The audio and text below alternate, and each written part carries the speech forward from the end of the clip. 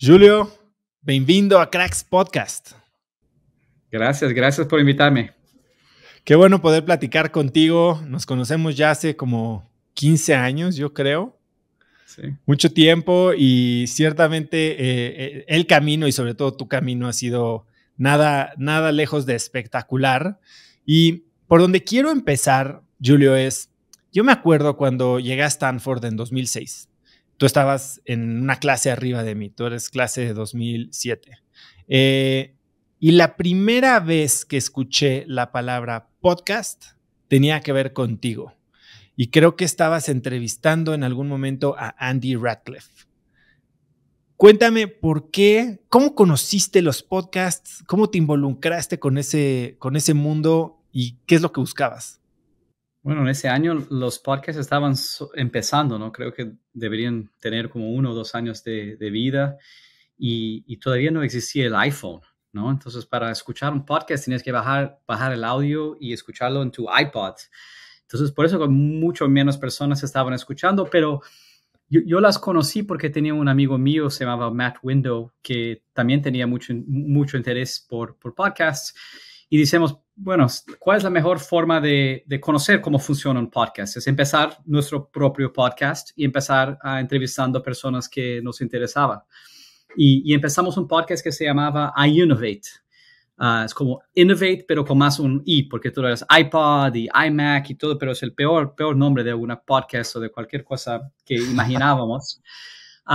Y empezamos a invitar personas a quien admirábamos, ¿no? Emprendedores, innovadores, y hablábamos con ellos como si estábamos en una cita para tomar un café. Entonces era algo muy auténtico, ¿no? Las preguntas que realmente queríamos escuchar un poco más y aprender un poco más de esas personas. Y como dijiste, el primer episodio que tuvimos fue con Andy Ratcliffe, que fue uno de los fundadores de Benchmark, y en esa época estabas ahí en Stanford dando aulas de emprendedorismo, pero también tuvimos varias otras personas. Tuvimos como Eric Schmidt, que eras en ese periodo el CEO de Google.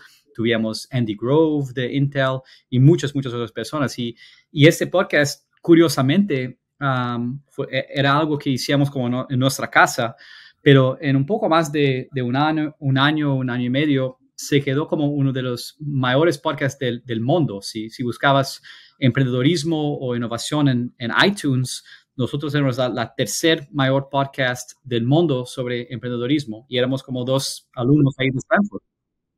¿Quién estaba arriba de ustedes en ese entonces? Era como, había un podcast de McKinsey y un podcast de Harvard Business Review, algo así. Pero nadie muy famoso, porque todavía eran los primeros 2 o 3 años de podcasting. Sí, incluso los más grandes, Rogan, Tim Ferriss, empezaron después de eso. Sí, yo me acuerdo que yo conocí a Tim Ferriss en mi segundo año de GSP, antes de publicar The 4-Hour Workweek, ¿no? Su primer libro. Y salimos ahí para tomar un smoothie. Yo, mi amigo Matt, Tim Ferriss y como 10 otros alumnos. Y solo muchos años después que empezó su podcast, que es uno de los mejores, y creo que el Cracks Podcast es muy similar, ¿no?, a de Tim Ferriss. A mí me gusta mucho y me acuerda mucho de cómo, del contenido de Tim Ferriss.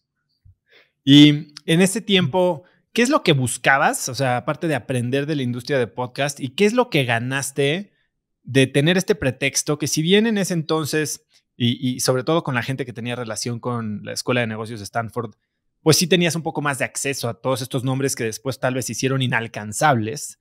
¿Qué es lo que obtuviste, no?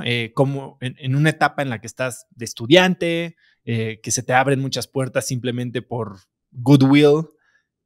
¿Cómo viviste esa experiencia? Sí, era exactamente esto, ¿no? Era de tener un pretexto para poder hablar con cualquier persona en el mundo de tecnología y cualquier emprendedor que existía. Porque llamábamos a las personas, llamábamos a como, no sé, Mark Zuckerberg y Steve Jobs. Tentamos muchas veces, pero nunca vinieron a nuestro podcast. Y dicen, mira, somos dos alumnos de Stanford y estamos haciendo entrevistas sobre tecnología y emprendedorismo. Y como 90% de las personas decían, sí, puedo participar. y sabían que era una cosa que no era para ganar dinero, y sí como para traer este conocimiento y este contenido para el mundo. Y era eso, era para conocer personas muy interesantes y aprender de ellas. Ahora tú, mucho de lo que hiciste a lo largo de tu carrera como estudiante, incluso tus primeros trabajos, parece que fue estar saltando de un lado a otro. Trabajo en consultoría, trabajo en fondos, experimentación desde college y después en la maestría, pero según entiendo, todo lo tenías muy calculado y no había paso profesional o académico que dabas sin tener un objetivo de por qué querías dar ese paso en particular. Estabas buscando aprender algo. ¿Cómo piensas tú de la construcción de un currículum, sobre todo cuando eres tan joven? Y en la verdad no era muy calculado. Y yo estaba como buscando nuevas oportunidades que me dejaban feliz y me dejaban aprender. Entonces, cuando fui al colegio, a mi undergraduate en los Estados Unidos, yo quería aprender más de cómo empezar una compañía, ¿no? Y eso era como el año 2000. No llegué en Estados Unidos en 1998. Y todavía no había una forma de aprender cómo se empezaba una compañía. Por eso que después de terminar mi universidad, fui a trabajar como consultor, porque yo creía que era la mejor forma de continuar esta experiencia académica, pero con una cosa más práctica. Y no sabía que consultoría también era algo bien teórico, ¿no? Y bien poco práctico.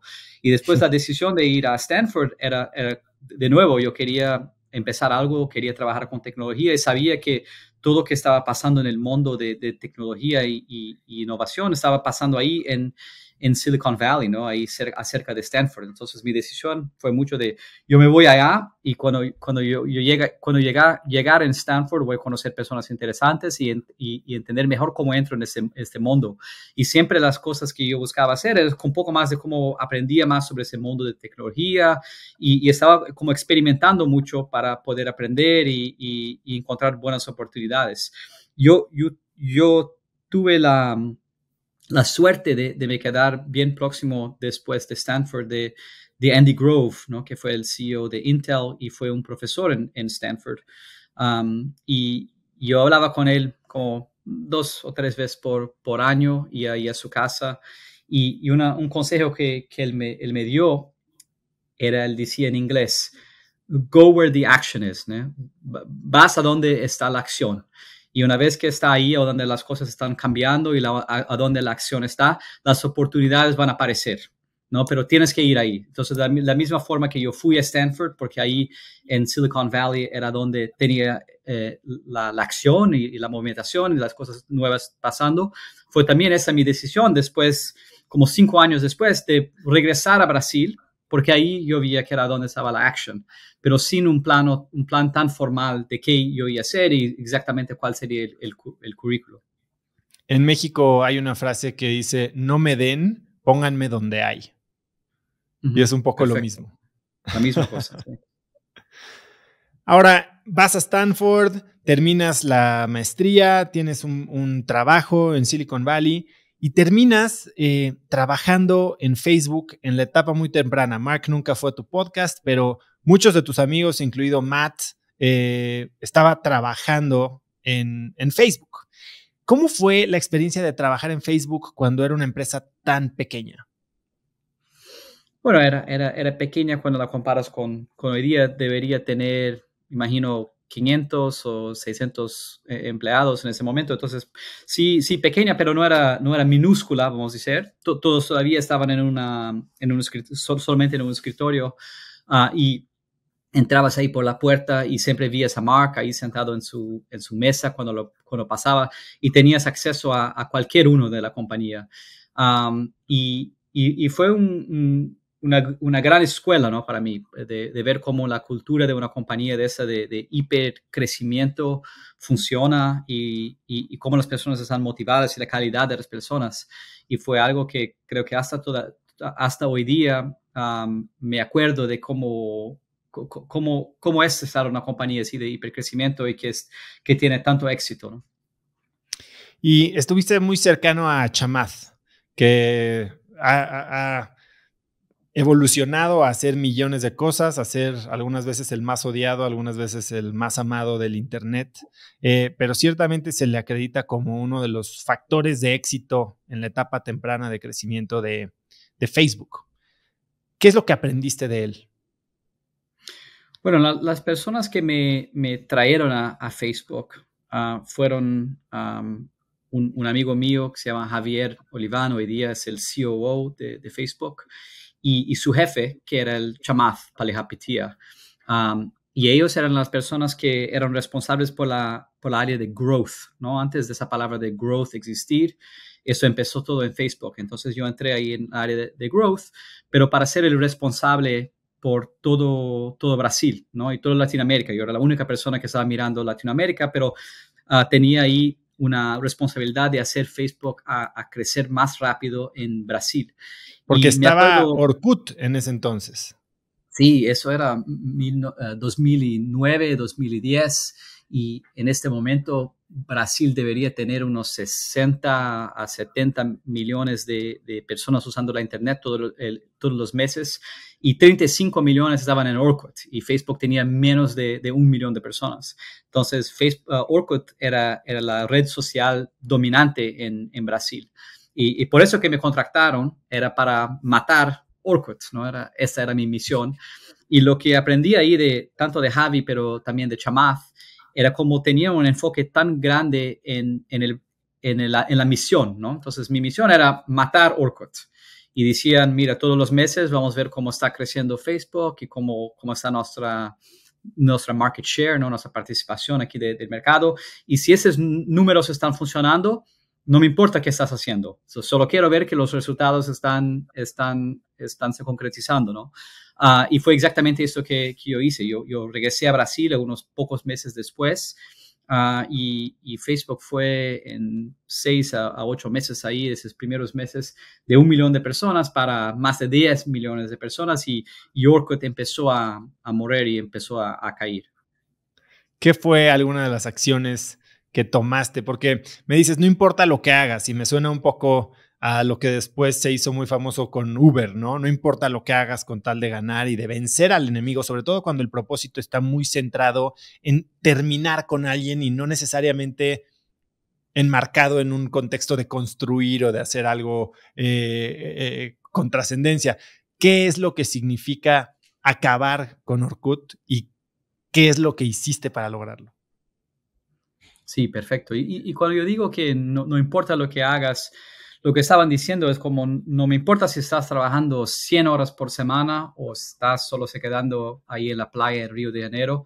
Lo que queremos ver son los resultados, y nada más importa, ¿no? Y eso podría ser firmar una parcería con una grande compañía de televisión o de media, o podría ser alguna acción de online marketing, por ejemplo, o cambios en el producto local, ¿no? Y yo sabía, porque ya había trabajado antes de Facebook por 3 años haciendo exactamente eso de marketing, de growth, ¿no? De crecimiento, en una otra compañía. Yo sabía exactamente cómo Facebook crecía, yo sabía cuáles eran las principales acciones que podría optimizar para aumentar el ritmo de crecimiento que teníamos ahí. Y para quien se acuerda de esos días iniciales de Facebook, se acuerda que todo el crecimiento fue a través de convites por email, ¿no? El usuario entraba en Facebook y conectaba su billete de direcciones, ¿no? Su mail, y ahí enviabas como automáticamente centenas y a veces millares de emails a tus amigos. Entonces yo sabía que era eso que funcionaba. Y por eso sabía que la cosa que yo podría hacer que más tendría resultados, y cuando miramos de hoy para atrás, vemos que fue la acción que Facebook implementó en Brasil que más tuve éxito para el crecimiento, y fue de cambiar el asunto de la línea del email, ¿no? Porque antes lo que los americanos hubieran hecho es solo cambiar el idioma de esa línea de asunto del mail, del inglés para el portugués, pero no era algo muy interesante. Entonces lo que yo he hecho fue, yo mandé un mail para como 15 amigos, 15 conocidos que vivían en Brasil, y los dice, bueno, quiero que pense en 2 o 3 asuntos, líneas de asuntos para mail creativas. Y una de esas personas fue mi primo, que tenía 12 años de edad. Su sugerencia fue de empezar con una línea de asunto que era un convite especial, ¿no? Un convite especial, ¿no? En español también. Una invitación especial. Que fue lo que cambiamos. Y el open rate, ¿no? El número de personas que abrían el email cuando recibían ese convite, creció por más que 100%. Entonces, antes era algo como 20% abría y se fue 40%. Y este fue el momento que Facebook se quedó viral en Brasil y empezó a crecer. Fue ese pequeño cambio, pero que tenía un impacto tan grande. ¿Hay alguna práctica o hábito que adquiriste durante tu tiempo en Facebook que después utilizaste tal vez en Peixe o que incluso sigues utilizando el día de hoy, ya sea en cómo organizas tu vida o cómo organizas tu trabajo? Facebook era y todavía es una compañía muy analítica, ¿no? Miraba mucho los números y era bien enfocada en esto. Y cada área de la compañía tenía ahí sus objetivos que eran bien cuantificados y tenía que siempre alcanzar esos objetivos, pero también siempre estás progrediendo para se quedar cada vez más cercano de esos objetivos. Y creo que esta forma de pensar bien analítica, bien data-driven, ¿no? Bien enfocada en los números, fue algo que yo siempre utilicé en todas las compañías que yo trabajé y yo empecé. Y todavía hoy día, hasta como inversionista, siempre miro primero los números y primero los datos y después intento ver por qué está pasando. Y hasta en mi vida, como dijiste, yo tengo muchos objetivos personales. Puede ser, mira, quizás quiero correr una maratona, entonces ahí hago un plan de exactamente cuál es mi tiempo final y cómo esto va progrediendo durante mi treino.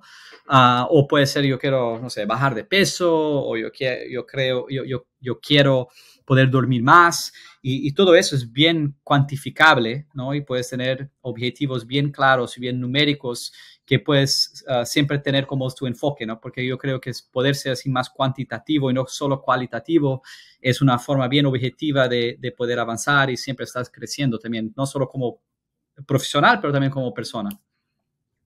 Julio, pasaste relativamente poco tiempo en Facebook. Dijiste, en 8 meses crecimos 10x la base de usuarios y decidiste saltar a hacer algo por tu lado.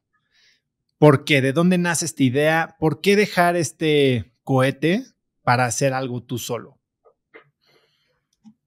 Sí, cuando yo entré en Facebook, yo ya sabía que quería empezar una compañía y me quedar emprendiendo ahí en Brasil. Y cuando entré ya había comunicado esto tanto para Javi como también para Chamath, que mi intención era regresar a Brasil y empezar a testar diferentes ideas. Y un día, ojalá, una de esas ideas iba a funcionar y yo iba a salir de Facebook. Y lo que dice a ellos es que, mira, el día que esto pasa, yo voy a ayudar a contratar a una persona para entrar en mi lugar, pero voy a enfocar en mi compañía. Y fue exactamente esto que pasó. Algunos pocos meses después de regresar a Brasil con Facebook, empecé a testar algunas ideas y una de esas ideas fue lo que se volvió a ser el Peixe Urbano, ¿no? La compañía que empecé. Y empezó a crecer muy rápido desde el primer día.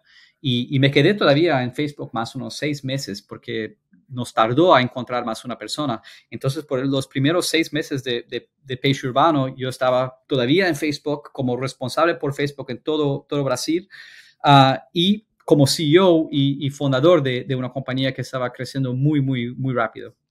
Hoy, ¿cómo piensas? Mucha gente me pregunta, oye, quiero emprender, pero tengo un trabajo, dejo mi trabajo para emprender. ¿Qué le sugerirías a alguien que tiene esta espinita?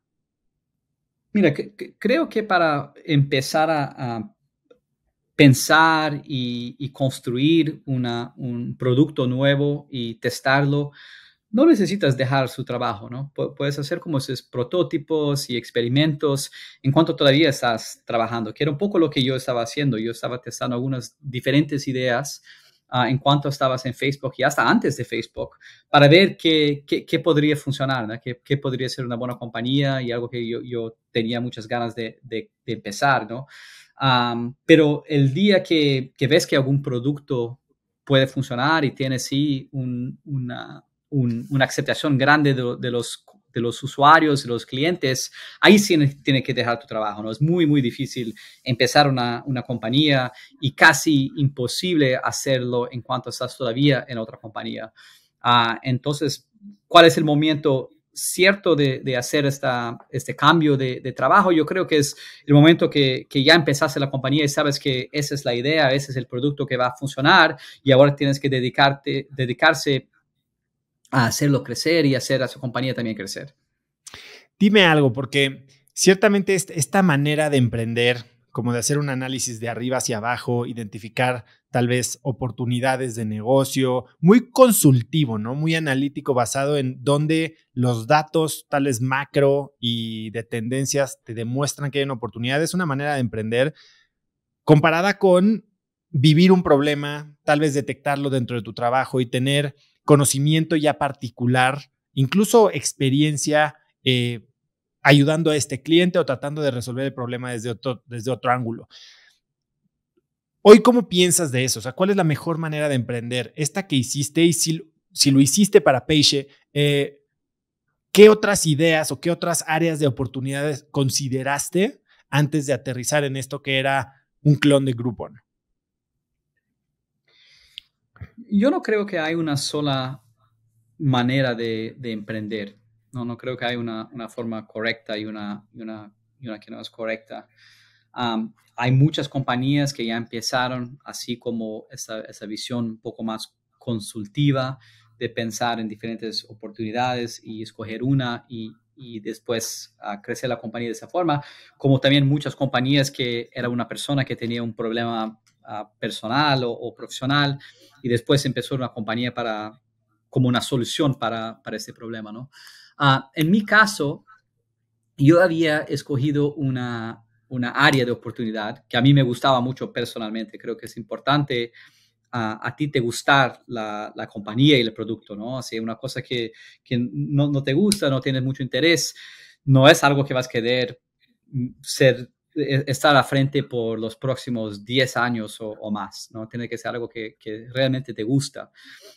Y a mí esta área de interés era la área de servicios locales, ¿no? De restaurantes y actividades que podrías hacer, salir de la frente de tu computador y tener una experiencia nueva conociendo tu ciudad, ¿no? Y a mí siempre me gustó mucho de salir para shows, para restaurantes, para bares.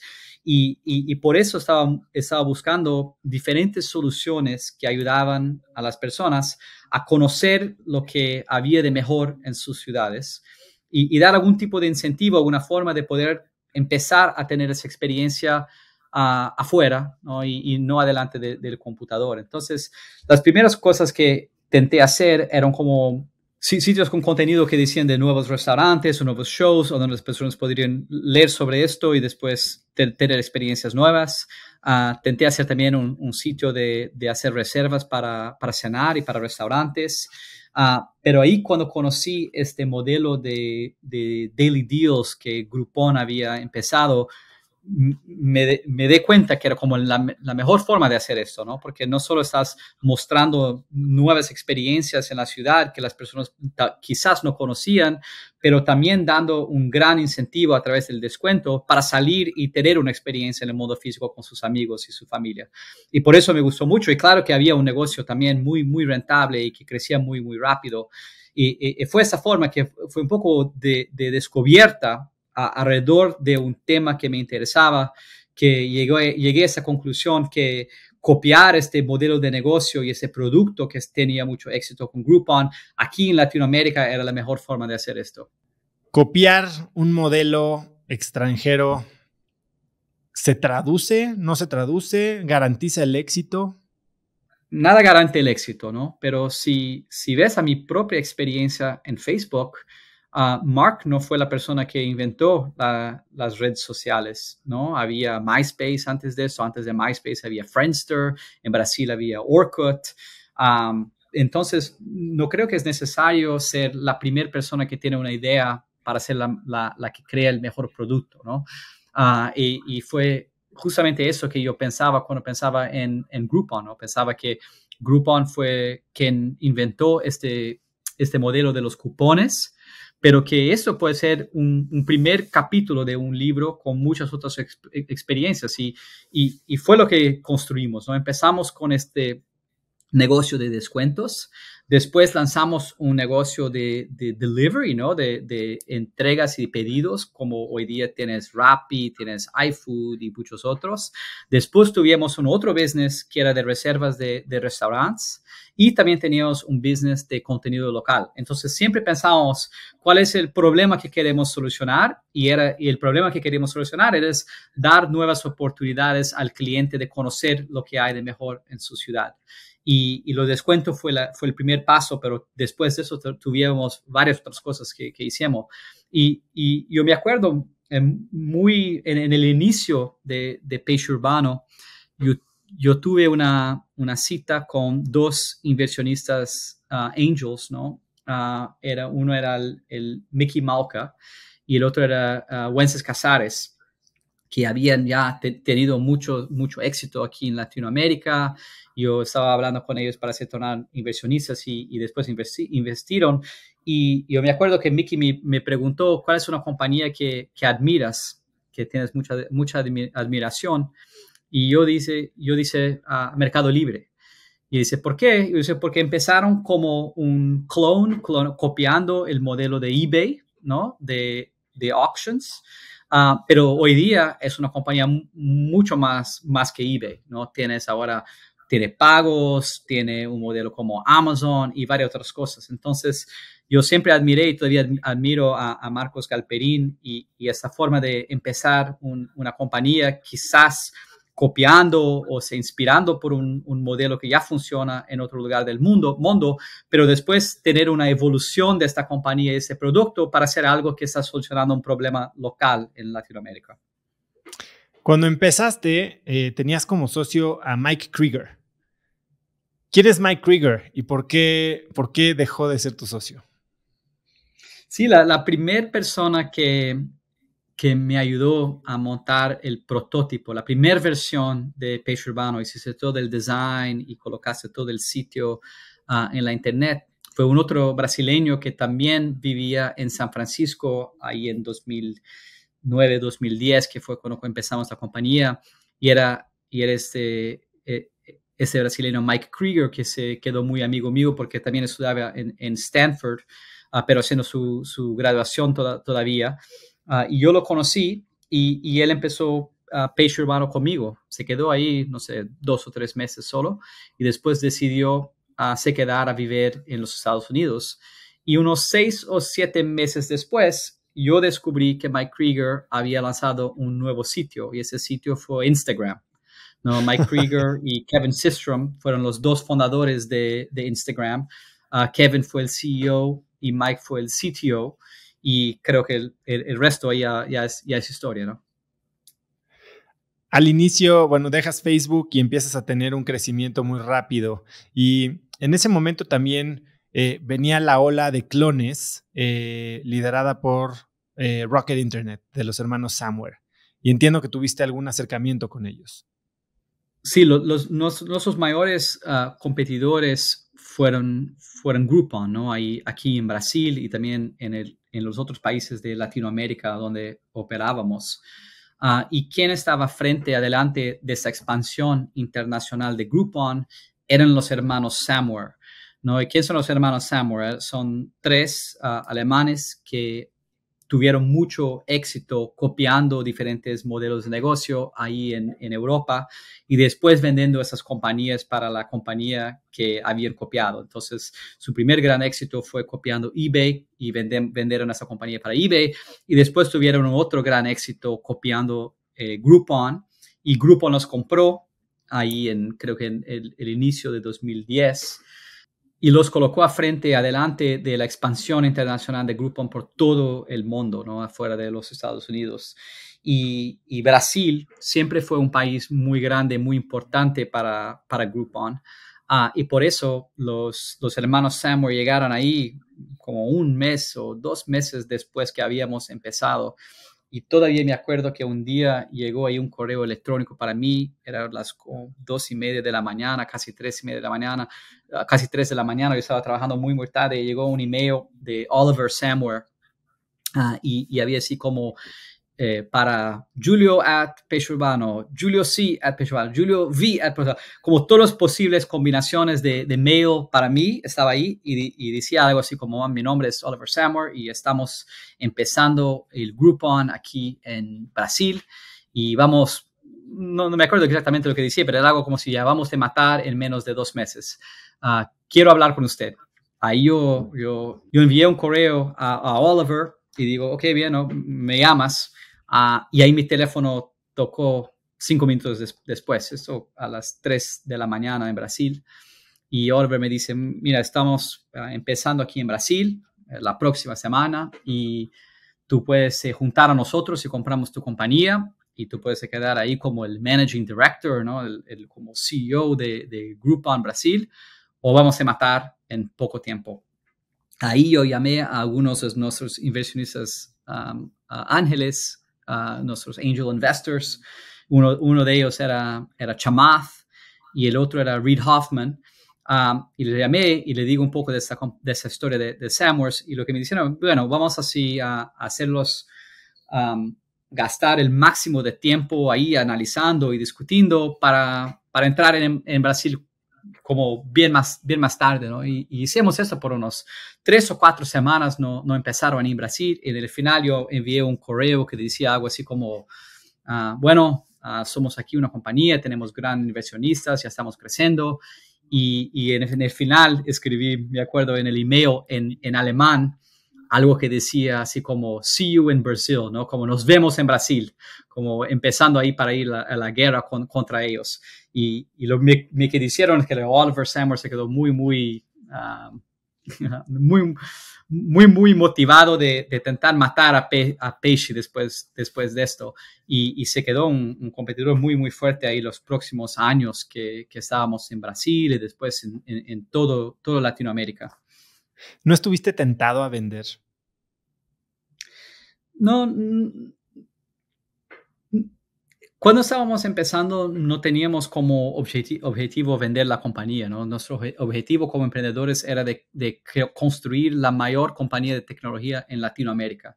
Y vender la compañía después de 2 o 3 semanas no sería el objetivo. Y después tuvimos varias otras oportunidades de vender la compañía para grandes compañías y por centenas de millones de dólares.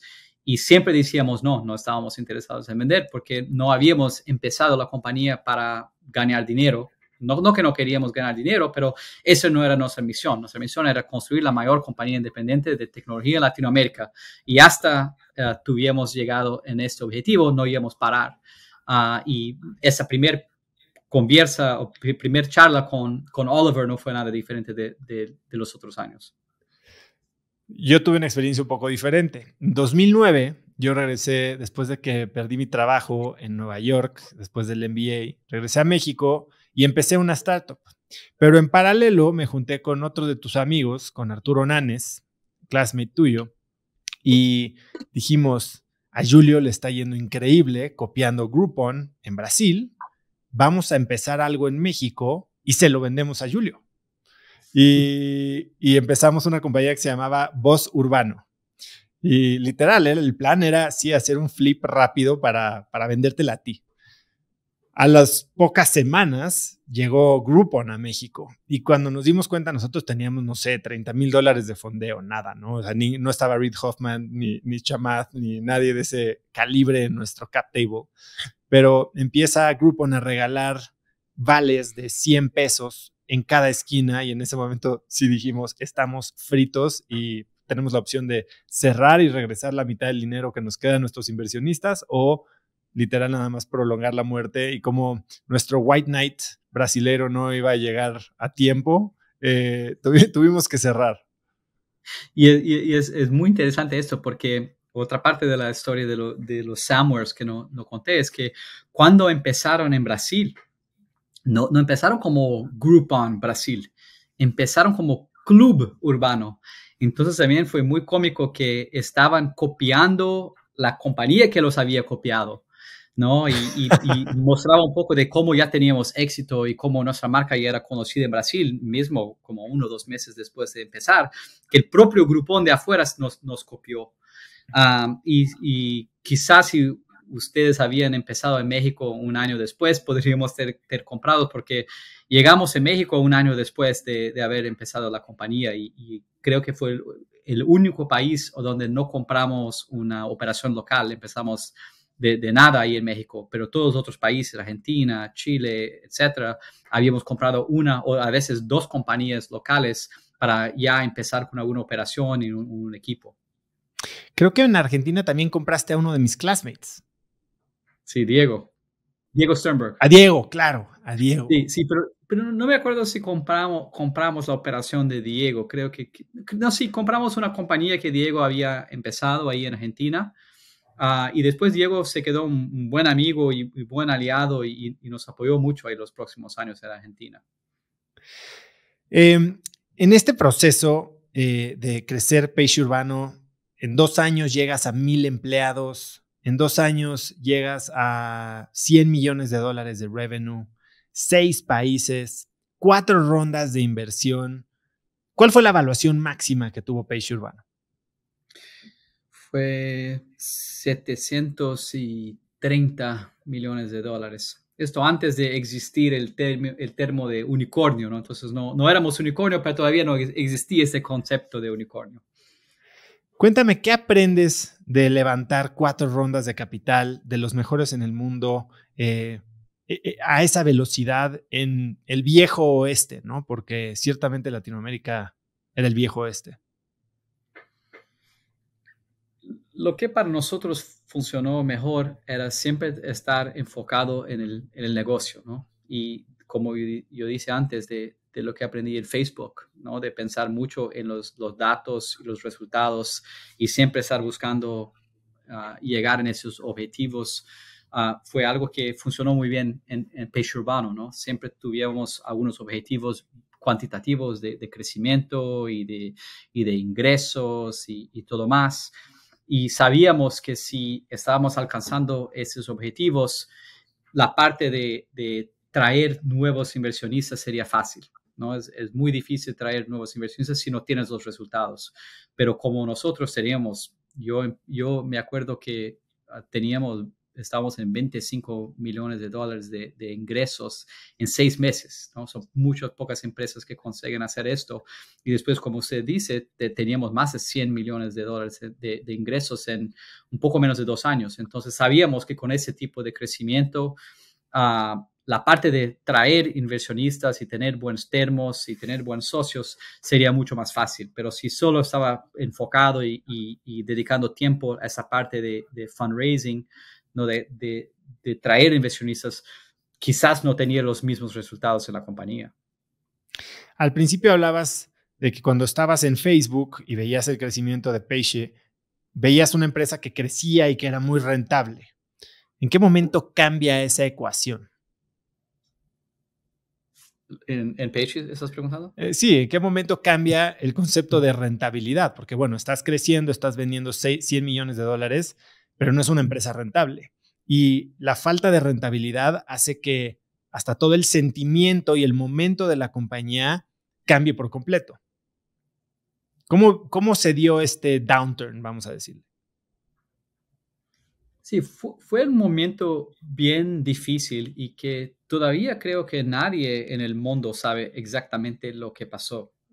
Creo que hasta Andrew Mason, que empezó Groupon, no sabe exactamente lo que pasó, ¿no? Porque para traer un poco el paralelo de Groupon fue de una empresa que empezó, y creo que hice su IPO en Nasdaq como 3 o 4 años después de empezar, y la compañía llegó a tener una valorización de más de 30 billones de dólares, ¿no? En 4 años. Y un año después ya había perdido 90% de ese valor, que creo que valía 1, 2 o 3 billones de dólares. Y lo que pasó, pero de la forma que yo la vi, era que porque el modelo de negocio tenía una barrera de entrada muy, muy baja, casi inexistente. Cualquiera podía hacer un clone, la copiar.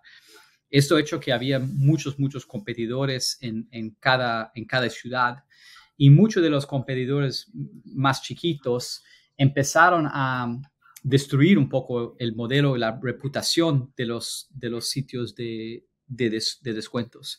Y eso ha hecho que las personas empezaran a comprar menos, ¿no? Y también la otra cosa que pasó es que las personas estaban comprando demasiado cupones en el inicio, y ahí vieron que no estábamos utilizando todos, entonces ya bajó esa demanda por nuevos cupones. Entonces la parte de demanda paró de crecer y se quedó estable, y después empezó a caer. Y una vez que esto empezó a caer, todos los competidores empezaron a bajar sus precios, ¿no? Entonces la comisión que cobrábamos del restaurante o del show o de cualquier otro merchant que era nuestro parcero empezó como en 50% y después cayó en 6 meses a 25%. Y esto también con la demanda del consumidor cayendo en paralelo. Entonces, cuando piensas en nuestra margen, la margen como disminuyó por más que mitad, ¿no? Y ahí teníamos una estructura de costo que nos dejaba quedar break-even o rentable hasta cuando el mercado estaba creciendo muy rápido, pero una vez que las márgenes se comprimieron, esta estructura de costo no funcionaba más y teníamos que cortar, y ahí que empezó el turnaround global de todas las compañías de este modelo. ¿Qué harías diferente?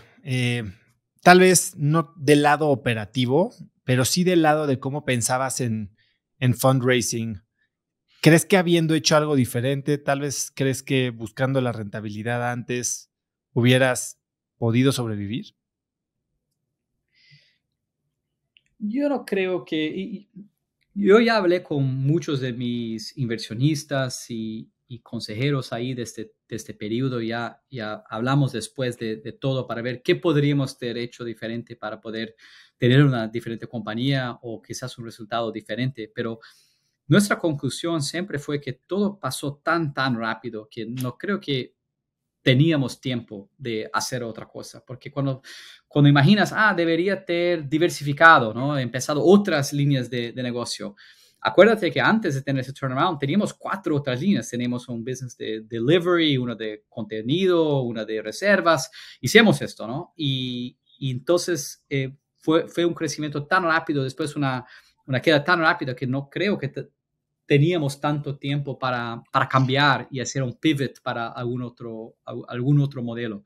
Y creo que por eso que cuando miras a todas las compañías alrededor del mundo y habían como más de 1,000 solo en Brasil, entonces imagino que había como decenas de millares en todo el mundo, casi ninguna sobrevivió, ¿no? No creo que había una cosa muy obvia que podrías hacer para tener un resultado diferente. Tuviste que despedir a gran parte de tu equipo. ¿Cómo enfrentaste ese reto? Sí, llegamos a cortar 85% del costo y 2/3, ¿no? De las personas. Tuvimos una vez de cortar en un corte solo más de 400 personas en la compañía, ¿no? Y claro que ese fue un momento muy difícil para mí como emprendedor, y muchas de esas personas eran mis amigas, pero yo sabía que era una medicina que tenía que tomar, ¿no? Porque si no hacía esas cosas difíciles y esas movimentaciones difíciles, toda la compañía iba a cerrar, y no solo esas 400 personas iban a perder sus empleos, pero todas las 1,000 personas iban a perder sus empleos. Entonces, creo que una cosa que hicimos muy bien es que empezamos a cortar los costos y cortar personas y vender operaciones muy, muy rápido, ¿no? Una vez que vimos que el crecimiento no sería el mismo, creo 2, 3, 4 meses después, ya empezamos a cortar muy, muy rápido, cortamos muy, muy profundo también. Y eso es lo que nos dejó llegar en el break-even y hacer ese turnaround y poder sobrevivir. Pero fue muy, muy difícil poder hacer esto. Me acuerdo que tuve que hacer un corte grande, como unas 200 personas, debería ser el segundo o tercer corte, o pocas semanas antes de mi matrimonio, ¿no? Y antes de mi fiesta y las bodas.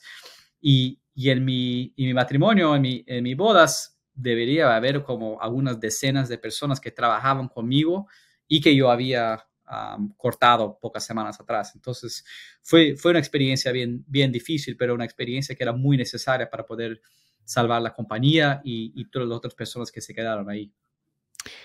Con esa experiencia en los libros, ¿qué le puedes decir a un emprendedor hoy que tal vez en este turn down o en este slow down que existe en los mercados deberían de considerar hacer? Bueno, la primera cosa es de no hesitar, no pensar mucho y no demorar para tomar esas decisiones difíciles, porque cada día que pasa es más cash que estás utilizando y menos días de vida que tu compañía vas a tener. Entonces tiene que ser bien rápido y confiante que es la movimentación cierta.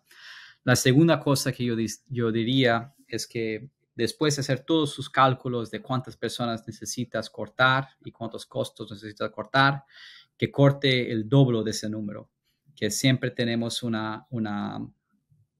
siempre creemos que pocos cortes o cortes más sencillos es la forma correcta, pero es mejor tener más seguridad de que estás haciendo la cosa cierta en el tamaño cierto. Vimos ahora que estaba viendo algunos números de startups, siempre es de tecnología en Latinoamérica, y yo estaba leyendo que más o menos 30% de las compañías hicieron algún corte de personas, pero que de esas compañías que hicieron cortes, casi 80% cortaron menos de 10%. Y menos de 10% no es un corte, es un performance review, ¿no? Es lo que deberías estar haciendo casi todos los años. Entonces, las compañías están viviendo en un mundo mucho más optimista de lo que deberían estar y no tomando las decisiones difíciles que deberían estar tomando. Y esto es quizás la mayor lección que yo tuve ahí de poder salvar la compañía y hacer ese turnaround, es de hacer cortes grandes, hacerlos rápidos y hacerlos con mucha confianza. Pero dime algo, Julio. O sea, estás hablando no corres el riesgo de sobrereaccionar. Regresemos a abril o mayo de 2020.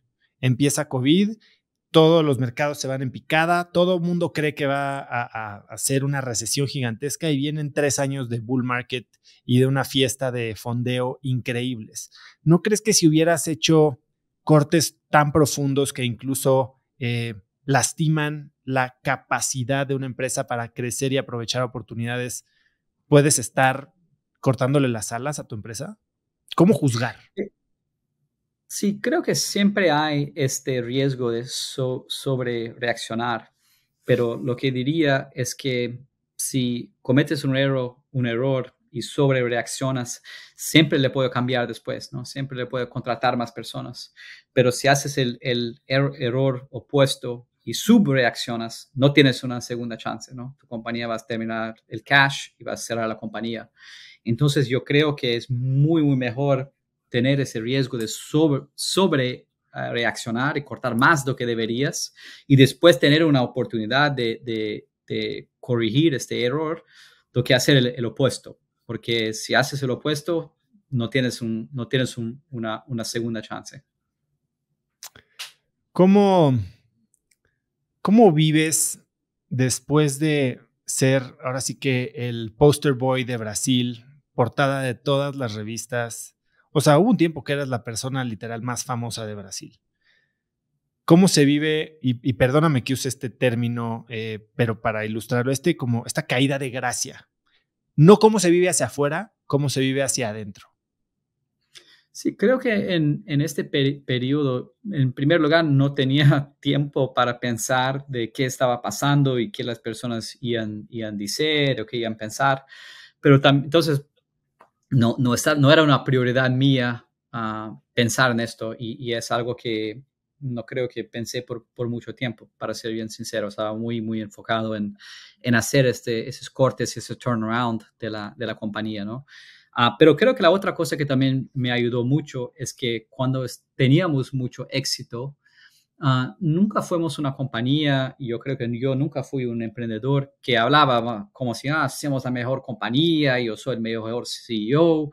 Siempre creíamos que tuvíamos mucha suerte, ¿no? Y nunca comprendíamos por qué las cosas estaban funcionando tan bien. Y creo que quizás esta humildad que teníamos como compañía nos ayudó mucho, ¿no? Porque una vez que el mercado se cambió mucho, no teníamos que después defender de que decíamos que éramos la mejor compañía, que éramos los más inteligentes, los más capaces. Solo estábamos ahí haciendo el mejor trabajo que necesitábamos, y las cosas cambiaron y ahora teníamos que adaptar. Entonces, esto nos ayudó mucho de poder hacer ese gran cambio.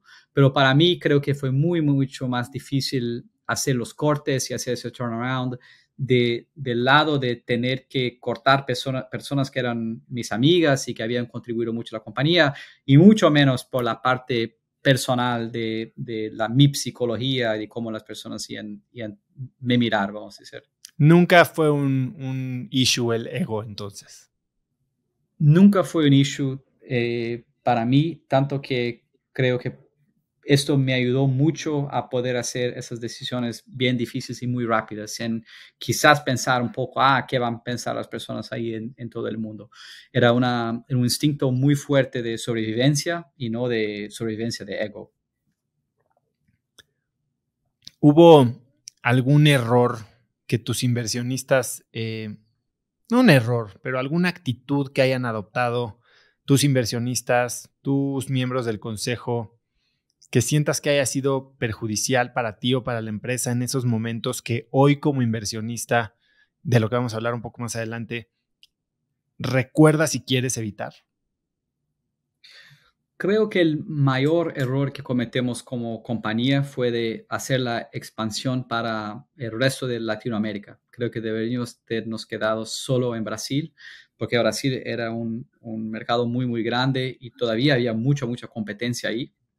Y creo que entrar en Argentina y después en Chile, y después en México, todo fue una gran distracción de poder ganar nuestro primer y mayor mercado, que era Brasil. Eso fue un error. Creo que si no hubiéramos hecho esto, las mismas cosas tenían pasado, pero tenía que ser un poco más fácil. Y creo que algo que mis inversionistas deberían tener hecho era como pedido para pausar y contemplar un poco más si deberíamos estar expandiendo en una velocidad tan rápida así. Y hoy día, una cosa que siempre hago cuando hablo con un emprendedor, puede ser una compañía que yo investí o no, y esa persona dice, yo estoy empezando en, no sé, México, estoy empezando en Brasil, pero todavía vamos a entrar en toda Latinoamérica. La primera cosa que digo es como lo interrumpo, digo, no hace eso, como enfoca solo en tu primer y mayor mercado y gane ese mercado antes de empezar a entrar en otros países, porque es una distracción muy, muy grande, y pocas compañías, creo que ninguna en la historia de Latinoamérica puede expandir en esta velocidad desde el inicio para tantos países. Algo que dijiste hace poco, que es algo que me sorprendió, ¿no? Porque mucha gente tiene este concepto de que las empresas mueren cuando se les acaba el dinero. Y tú tienes una opinión contraria, ¿no? Tú dices, las empresas no mueren de sed, mueren ahogadas. ¿Qué quieres decir con eso? Sí, es exactamente lo que estaba diciendo. Las empresas mueren ahogadas porque no tienen focus, ¿no? No tienen enfoque en una cosa solo. Intentar hacer demasiadas cosas, entrar en demasiados mercados o países, o lanzar demasiados productos o servicios, es la mejor forma de no hacer nada bien, ¿no? Creo que se tiene que enfocar en un tipo de cliente en un país o un mercado y con un servicio y propuesta de valor. Y hasta esto está como muy, muy bien y tener ganado este mercado, antes de esto deberías solamente se enfocar en esa primera cosa y hacerla la mejor posible. Intentar hacer muchas cosas es una buena receta para no hacer nada bien. Después de Peixe, te fuiste de Entrepreneur in Residence con Benchmark y empiezas Prefer, ¿no? Una empresa en Estados Unidos, en un mercado diferente. ¿Te acercaste a los mismos inversionistas que te habían apoyado? Y si sí, ¿cómo fueron estas conversaciones? El primer fondo que tuvimos en Peixe Urbano fue Benchmark Capital. Primera entrevista, Muy, primer fondo en Peixe y ahora primero en Prefer. sí, fue y nos gustó, sí, y nos gustó mucho la experiencia con ellos y a ellos también les gustaron mucho de ser nuestros socios. Como la compañía nos salió de la forma que nadie quería, el resultado no fue como un gran IPO en el Nasdaq o algo así, pero ellos creían que nosotros hubiéramos hecho un buen trabajo y querían investir en nosotros de nuevo, querían investir en mi próxima compañía. Y por eso que después que vendemos Peixe Urbano para Baidu, los socios de Benchmark me llamaron ahí para una cena en San Francisco y dijeron, mira, Julio, la próxima cosa que haces queremos hacer juntos. Entonces, cuando estás listo y quiere venir aquí, se queda aquí en Benchmark trabajando con nosotros. Tienes como esta invitación abierta y vamos a investir en tu próximo negocio. Y después de unos 6 meses más o menos de descanso después de Peixe, decidí regresar a San Francisco y trabajar en Benchmark ahí como Entrepreneur in Residence. Y tenía casi como este cheque en blanco, ¿no? Ese blank check para cualquier nueva compañía que yo quería empezar. Y fue a través de Benchmark que conocí uno de los nuevos socios de Benchmark, una persona que se llamaba Scott Belsky, que estaba empezando ya a comenzar una compañía, mirando el futuro del trabajo. Y ahí empecé a ayudarlos con algunas cosas y después entré ahí como el CEO bien en el comienzo de la compañía. ¿Y el resto de tus inversionistas tuvieron la misma actitud después de Peixe que lo tuvo Benchmark? ¿O hubo gente que se quedó con un mal sabor de boca? ¿Hubo gente que te reclamó sabiendo que siempre es una posibilidad? No creo que nadie reclamó y todavía tengo un buen relacionamiento con casi todos que eran nuestros inversionistas y me acuerdo también muy bien de una charla que tuve con un inversionista que se llama Henry Ellenbogen, que era el inversionista principal de un fondo grande que se llamaba T. Rowe Price. Hoy día él tiene su propio fondo que se llama Durable Capital. Y me acuerdo que cuando estábamos vendiendo la compañía, teníamos 3 diferentes propuestas de venta para 3 diferentes compradores. Y yo lo llamé y estaba preguntando, ¿qué piensas más de esta opción A y la opción B? Y él me interrumpió y dice algo como, mira, Julio, lo que yo quiero hacer es lo que vas a dejar más feliz. No quiero que usted escoja la opción que te deja más feliz y que a ti más te gusta, porque lo que yo quiero hacer es poder investir en tu próxima compañía.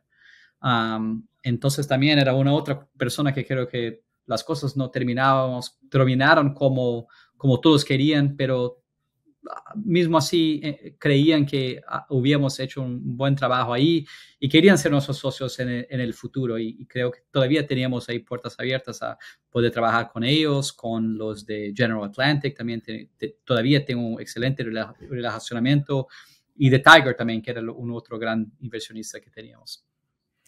Cuando empiezas una nueva empresa después de tu primera experiencia en Peixe, ¿tienes claro hasta dónde llegar?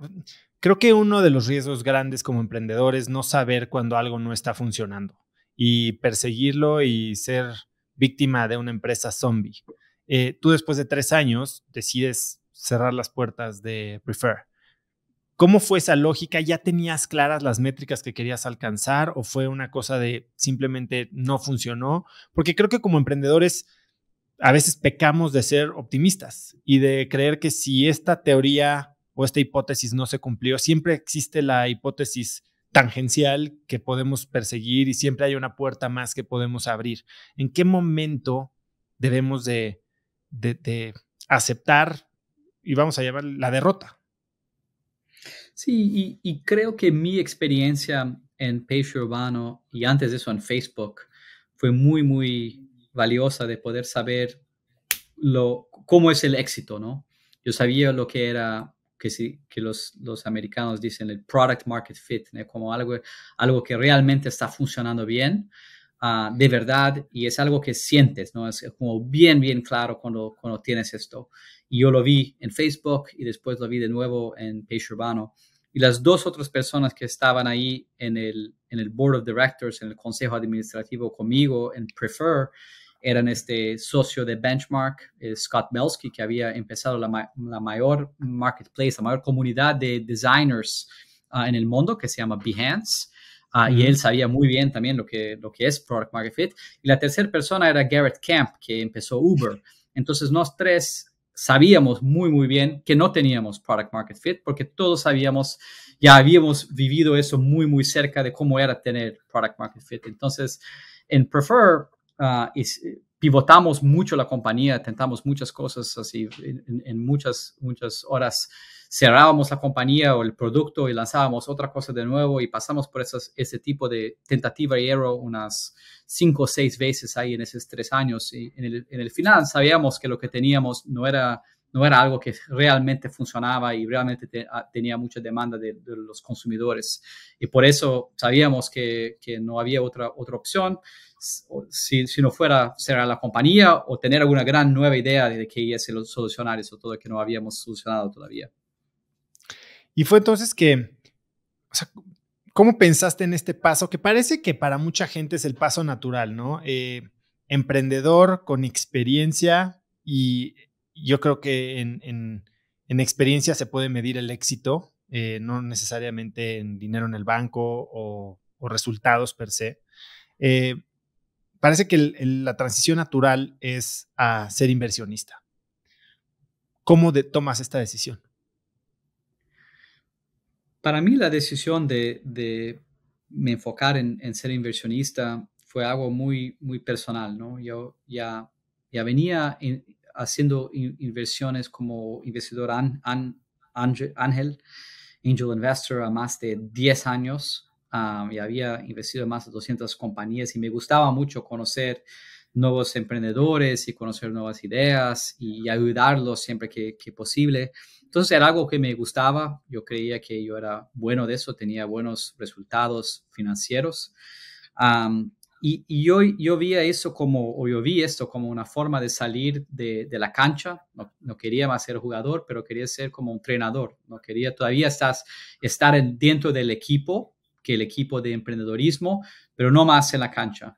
Quería poder como ayudar a compartir un poco lo que yo habría aprendido, muchas de las cosas que yo he hecho bien, pero hasta más las cosas que yo había hecho mal y errores, con esa próxima generación de emprendedores. Y yo creo que hacer esto como inversionista es una forma muy, muy buena de poder todavía se quedar en este juego que es emprender, innovar y empezar nuevas compañías, pero no estar ahí como la persona que estás manejando el auto, ¿no? Estás ahí como realmente un entrenador ayudando la próxima generación de CEOs y de founders. Y por eso que decidí que quería me quedar como inversionista ahora. 10 años de inversionista ángel, 200 empresas. ¿Qué cambia, al menos en tu approach hacia las inversiones, de manejar tu dinero o el de tu grupo de amigos? Que entiendo que Graph Ventures eso era, un como club de inversión entre tus amigos y tú, a manejar dinero de terceros, ya sea institucional o no. En mi caso, creo que cambió poco porque todavía soy un inversionista en mi fondo, ¿no? Entonces tengo mucho más plata mía personal en mi fondo atlántico, lo que tenía hasta en todos los fondos de Graph Ventures. Entonces siempre que estoy haciendo una inversión, estoy pensando, bueno, mira, si no es una buena idea, yo voy a perder mi dinero aquí. Entonces yo pienso como yo soy de facto un socio con mis otros inversionistas, pero lo que puedo hacer ahora es no solo hacer un check de $50,000 en una compañía, puedo hacerlo de $5 millones, algo que yo solo no podría hacer. Pero las decisiones y creo que la capacidad de tomar decisión seria son las mismas. Todavía siento que tengo mucho skin in the game y quiero poder ganar y tener buenos resultados porque mi dinero también está ahí dentro del fondo y además que solo mi dinero, también mi reputación como inversionista y como buen socio de los emprendedores.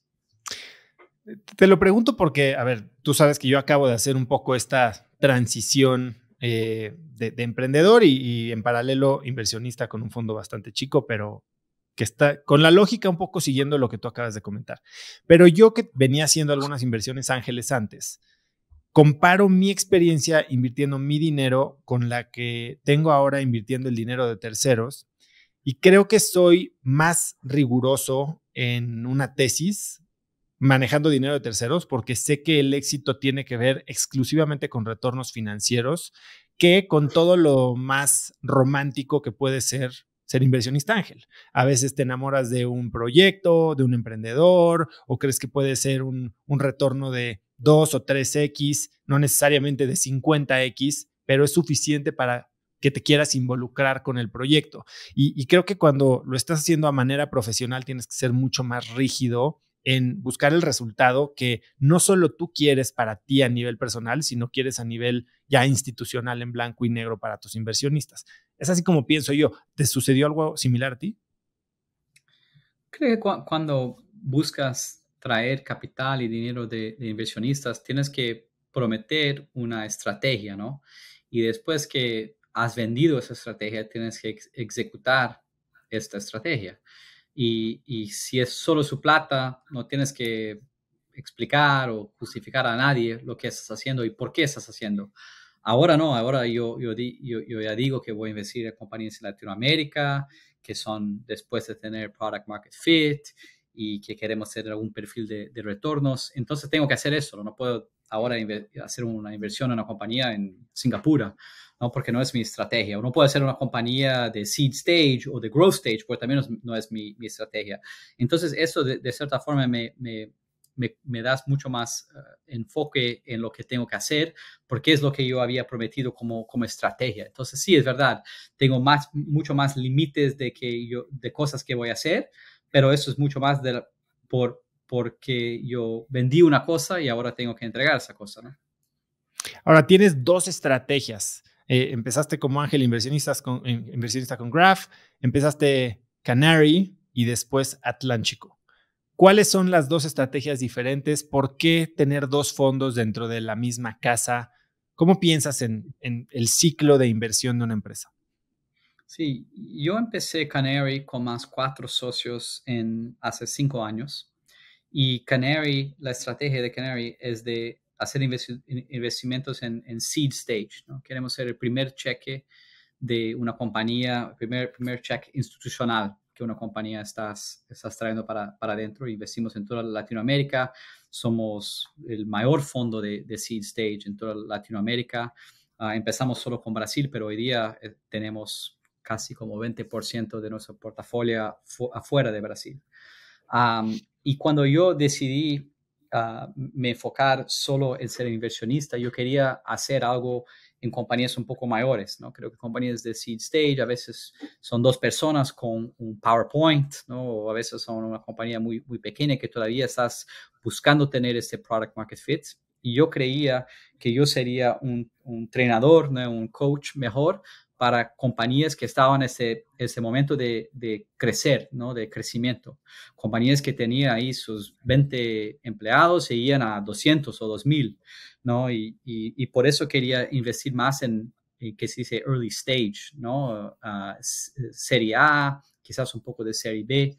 Y por eso quería hacer la estrategia de Atlántico, que yo creía que era una oportunidad mejor y también una oportunidad que era mejor para mí y para lo que yo sabía hacer y para lo que el mercado necesitaba. Y ahí cuando empezamos el Fondo Atlántico, que hoy día es el fondo que estoy enfocado en hacer esto,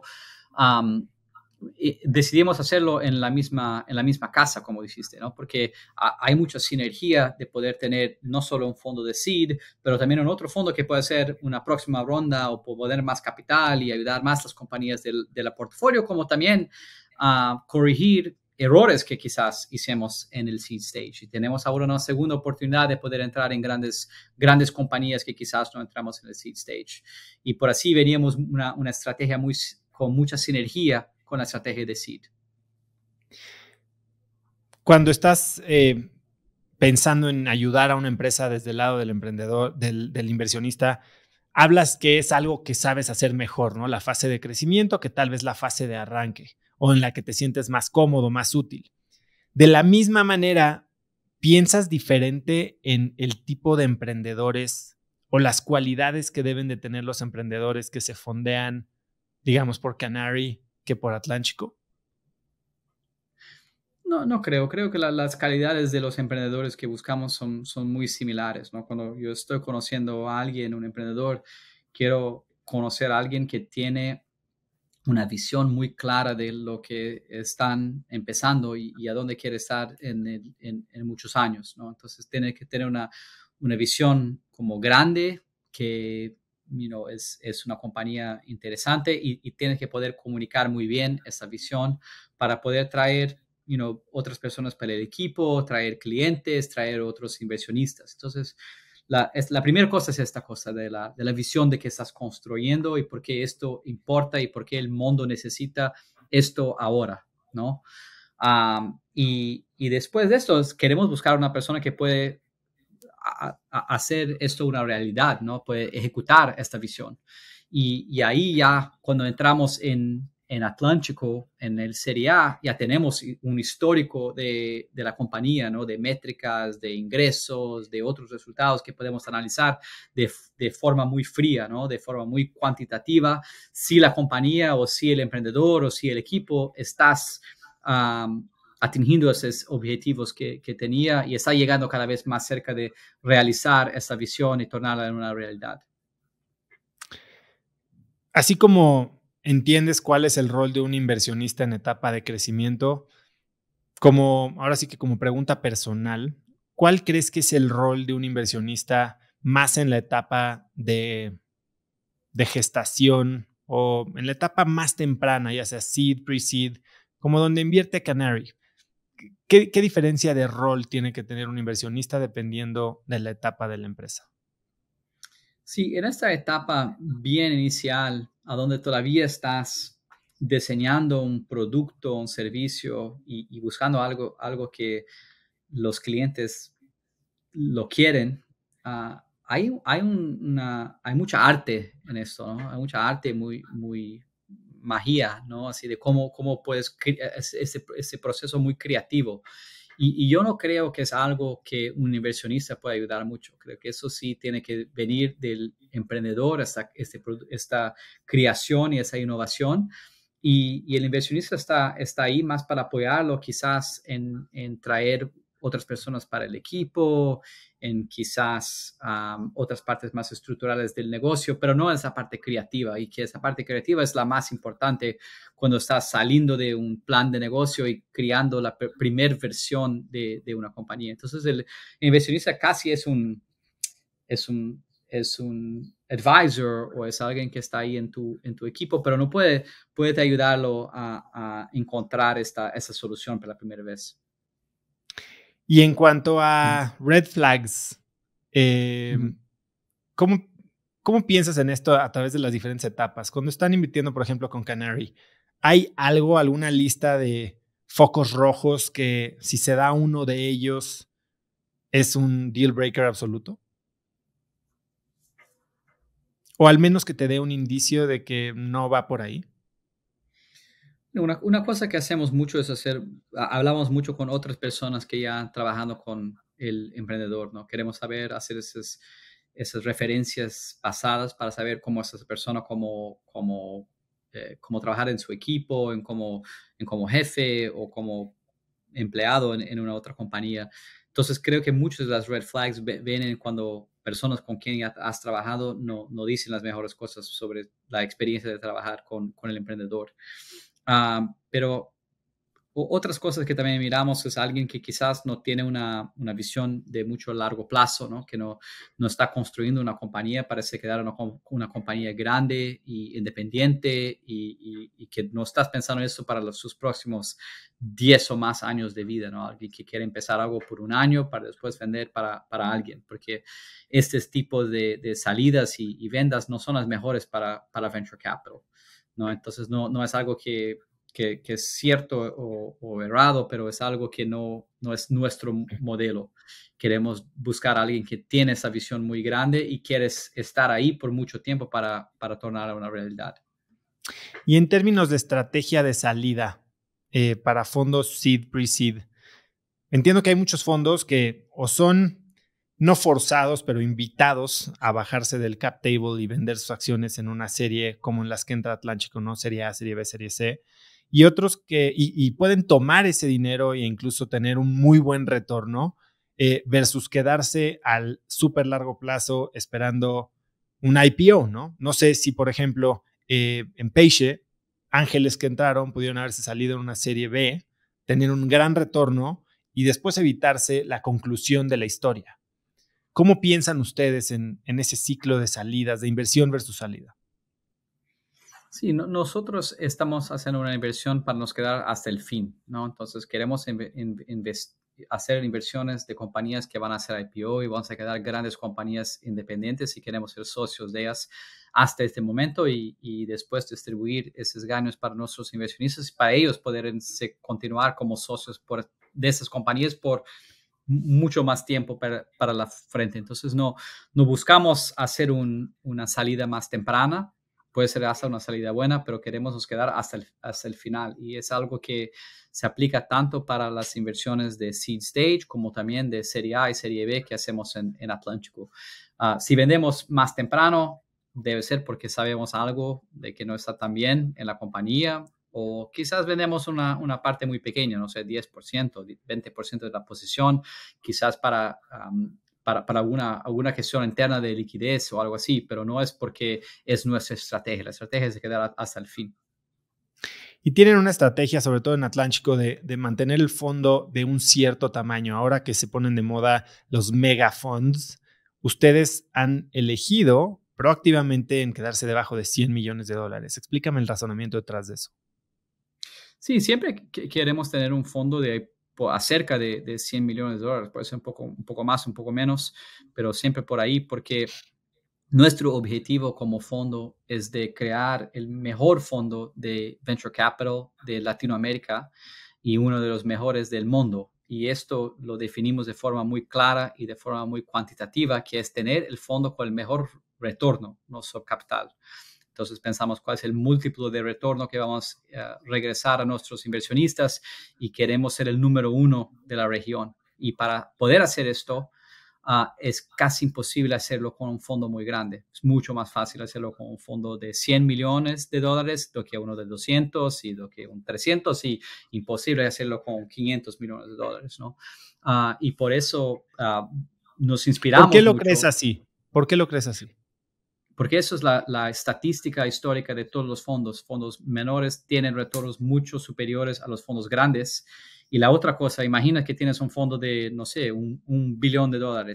Para tener un fondo que retorna 5 veces el capital de los inversionistas o 10 veces el capital, tienes que tener 5 billones o 10 billones de dólares de retornos. Y este tamaño de mercado no existe en Latinoamérica. Entonces es casi imposible matemáticamente poder tener ese tipo de retorno con tanta plata, sí. Pero con 100 millones, si quieres regresar 500 millones hasta $1 billón, pues hasta hacer esto con una compañía que va muy bien. Entonces, por eso que pensamos, no es una opinión, es algo, número 1, matemático y número 2, histórico de los dados.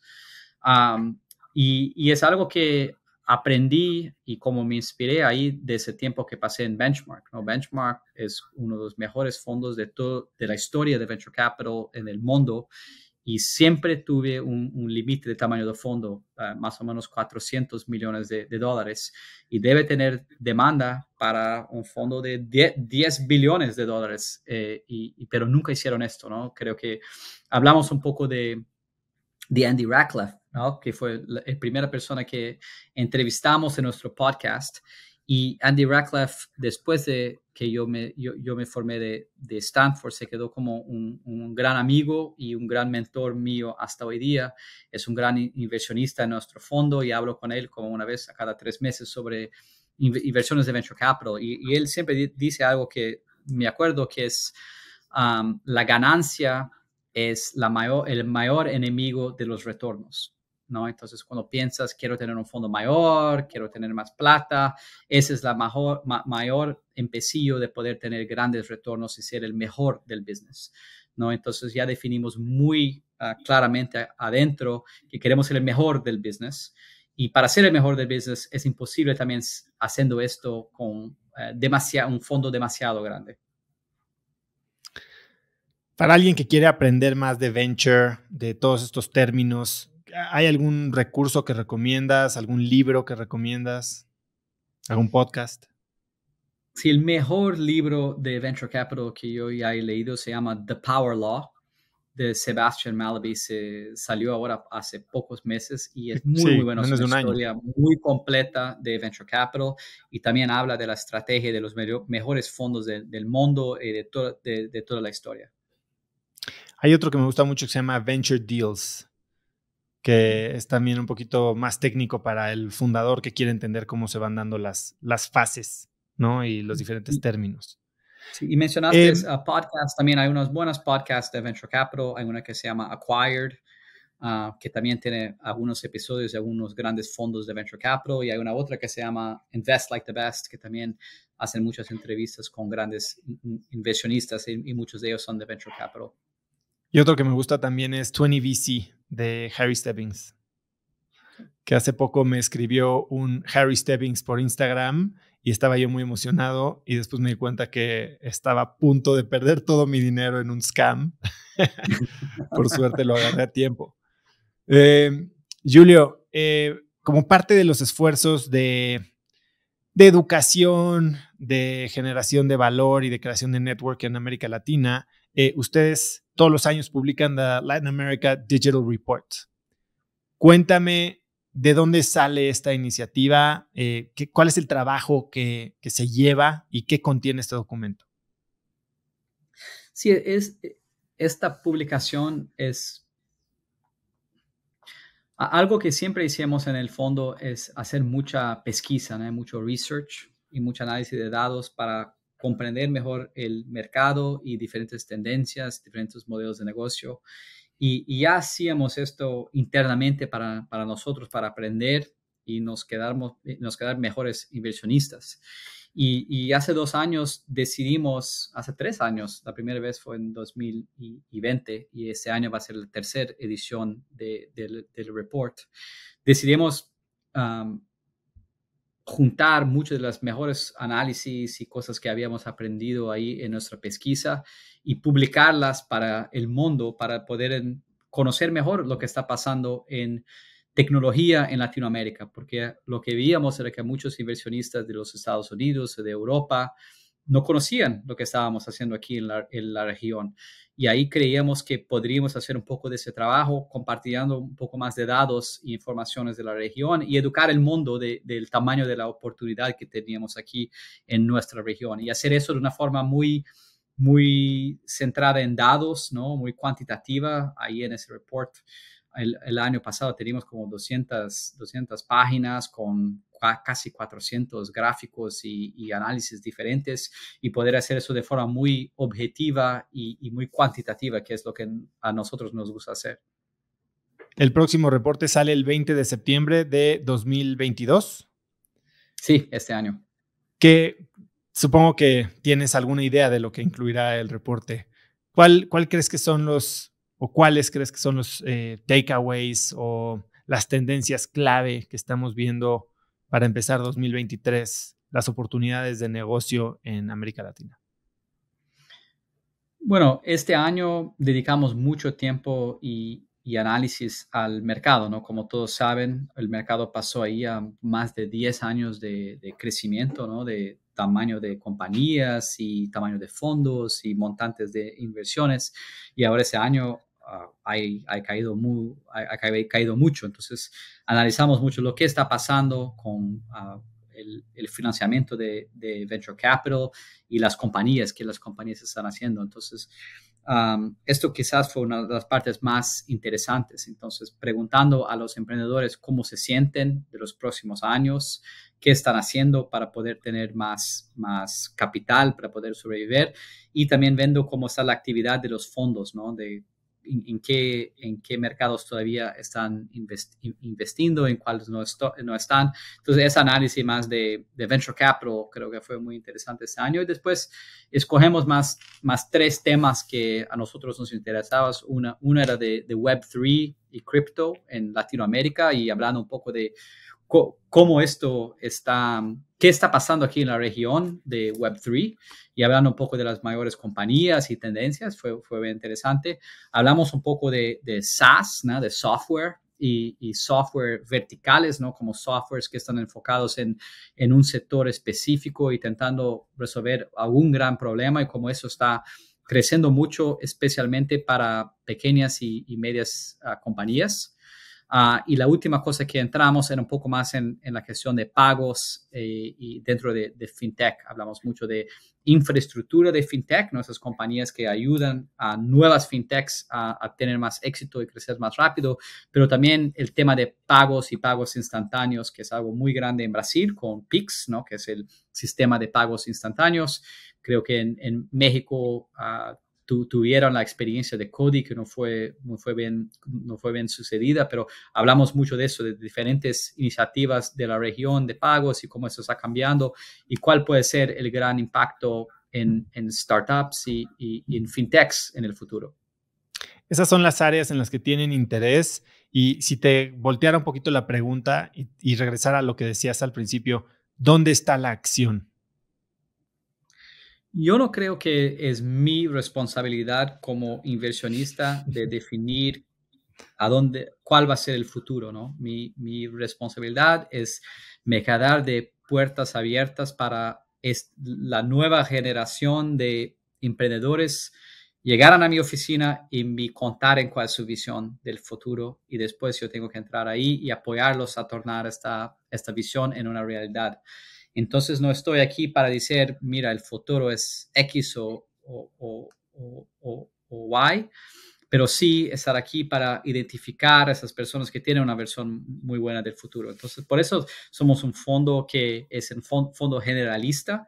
No tenemos un enfoque específico en algún sector, y también no tenemos tesis específicas, porque creemos que las mejores tesis o aquellas que van a ser las más disruptivas del futuro son aquellas que nadie hoy día puede pensar. Cuéntame un poco, ¿cómo se ven tus días? ¿Cómo se ven las primeras 2 horas de tu mañana? Bueno, me despierto temprano para arreglar mis 2 hijos para ir a la escuela. Tengo un hijo de 6 años y una hija de 3. Y después que los pongo en el bus para poder ir a la escuela, me gusta ir a trotar, y voy a trotar todos los días casi.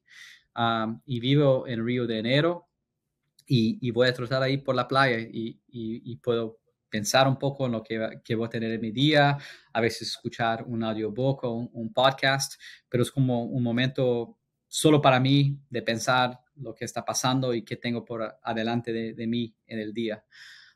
Y ahí empezó a trabajar a las 8:30, 9 horas. Y ahí tengo longos días de muchas llamadas, conociendo a muchos emprendedores, trabajando mucho con compañías de nuestro portafolio, ayudando a solucionar problemas y atraer nuevas personas para el equipo, y pensar mucho en estrategia y en el futuro.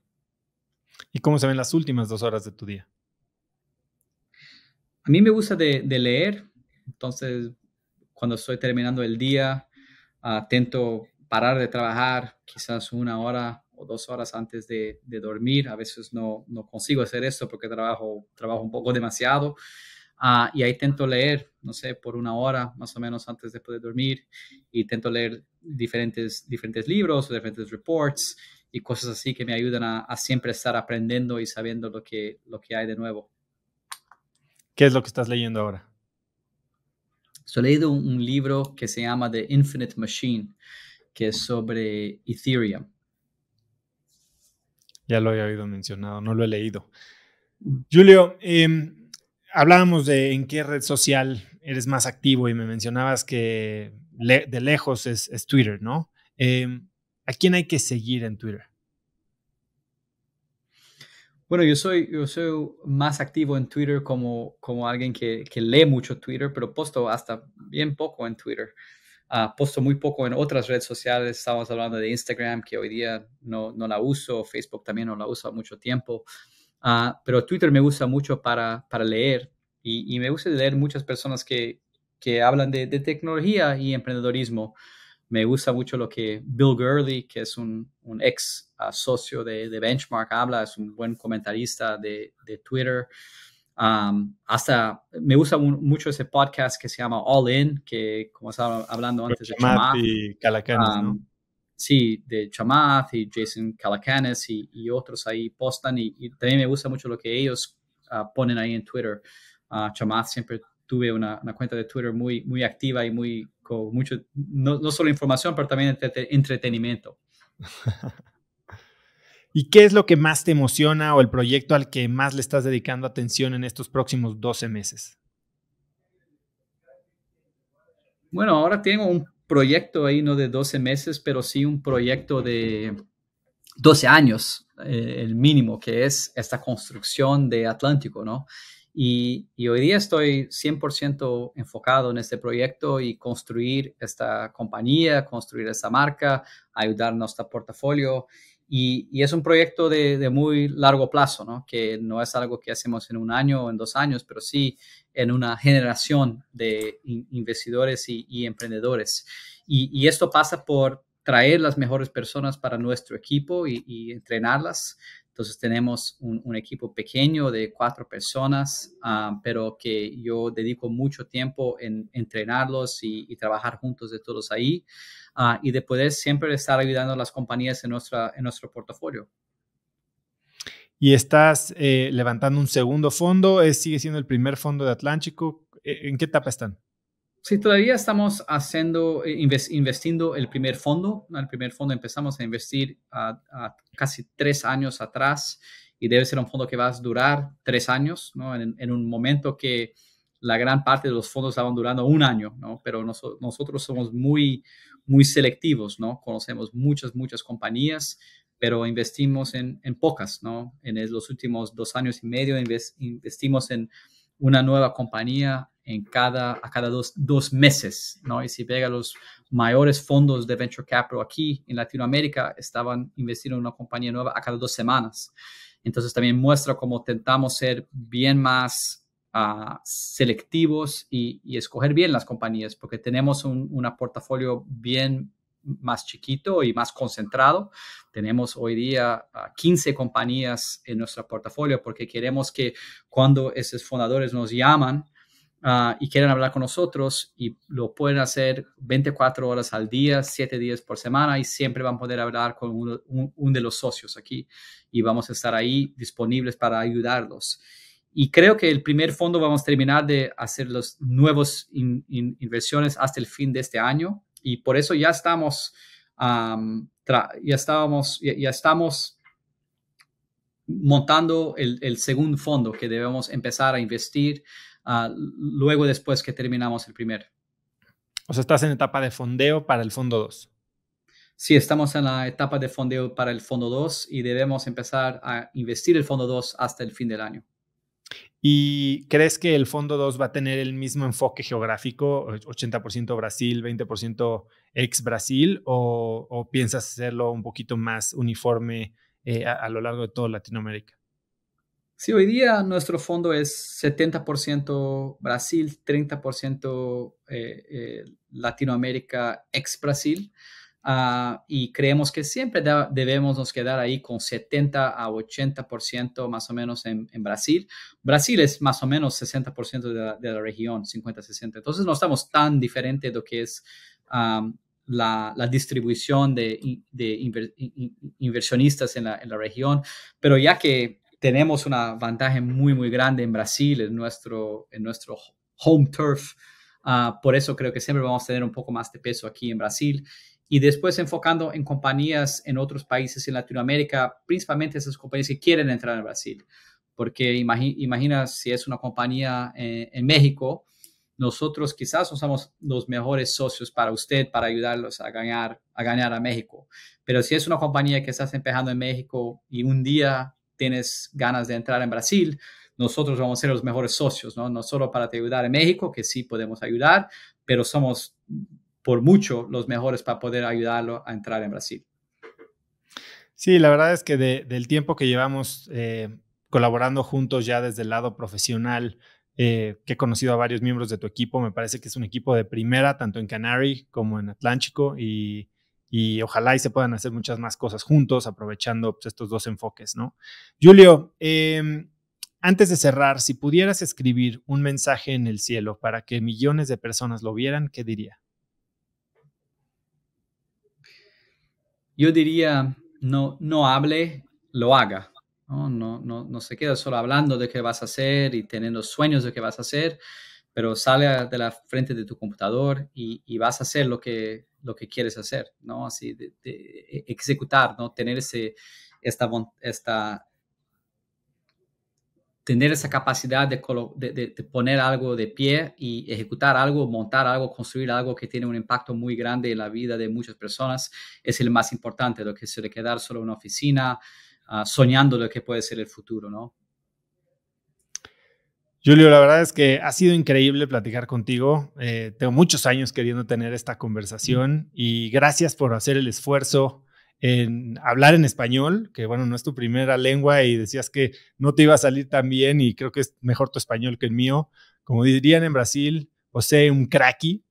Gracias por estar aquí y bueno, cuenta conmigo para lo que necesites. ¿Algo que quieras agregar? Sí. ¿Dónde puede seguirte, leerte la gente, contactarte, picharte? Sí, muchas gracias, Oso. Fue un placer poder platicar con usted y creo que la mejor forma de nos encontrar es por Twitter o entonces por LinkedIn. Pero si quieren hablar con nosotros y quizás hacer un pitch, la mejor forma es de entrar en contacto con alguien que nos conoce y le puedes presentar a nosotros. Un warm intro es lo mejor. Sí, como siempre. Perfecto. Julio, ¿algo que quieras agregar? No, creo que es esto. Pues muchísimas gracias por tu tiempo y si vienes a México pronto, que ya que no puedo ir a Sao Paulo al evento que van a tener próximamente, bueno, pues aquí nos veremos y nos tomaremos algo juntos. Sí, por supuesto. Muchas gracias, José. Bueno te ver. Gracias por la invitación. Gracias, Julio. Si te gustó este episodio, compártelo con alguien usando el link cracks.la/188. También sigue Cracks Podcast en Spotify y suscríbete en YouTube o iTunes y califícanos con 5 estrellas para que más gente nos pueda encontrar. Mencióname en Instagram o Twitter con la lección que más te deja el episodio de hoy como @osotrava y no olvides saludar a Julio en Twitter como @JulioV. Puedes encontrar links a todo lo que hablamos hoy en las notas del episodio en cracks.la/188 y antes de irte no olvides registrarte para recibir mi newsletter Viernes de Cracks, que es un correo muy cortito que mando todos los viernes con 5 tips que pueden incluir artículos, libros, gadgets, frases o cosas que encuentro en internet y que creo que pueden ayudarte a tener una vida más productiva o a empezar una conversación interesante este fin de semana. Puedes registrarte sin costo en cracks.la/viernes y recibirla muy pronto en tu inbox. Eso es todo por hoy. Yo soy Oso Trava y espero que tengas una semana de cracks.